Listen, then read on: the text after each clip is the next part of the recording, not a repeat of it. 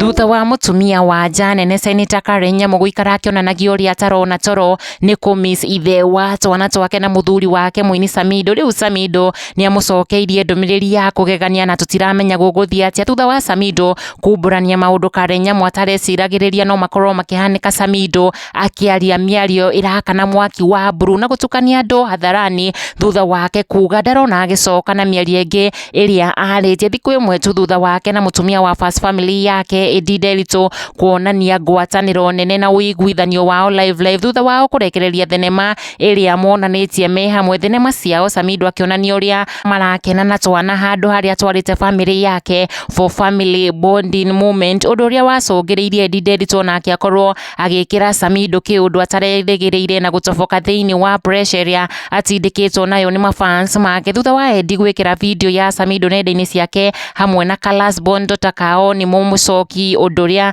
wakenereirwo muno ni Akenya aingi aria ni arumiriri mawiko na mwiturire wa family no guku nenda-ini. Tumaundu tutu Samido makoretwo magika hamwe na Eddie Nderitu tugithie na mbere gutumura gicanjama na ngayukano nene gatagati ka mafans ma team ya Eddie, team ya Nothing But Prayers na mwaho wa nyumba yake ri team Karen Nyamu aria maragithara mawega na ihoto o mwena wao tukiumbe magitanya kurikiriria na full attention ya Muini Samido. Ndutiirie itumite Karen Nyamu guthie nenda-ini ciake na kurekereria gathenema gake humbite ngofia ya white ta iria Samido enayo kuu USA akienda kuonania niwe wabangire Samido ngofia iyo kuma guku Kenya na ti ya Eddie maragicia nake. Oho Karen akionania hehengete bagi ya gita ng'ong'o-ini wake. This complete picture ikionania uria Karen arakimiss Samido acoke Kenya niguo maikaranie ta hau kabere, undu uria utindikite Samido na finally ni aritie na gucokeria Karen Nyamu na miario iria itigite mashabiki make mathamitio tunwa twao. Samido akiaria kugira gathenema karia rainia njohero yake wega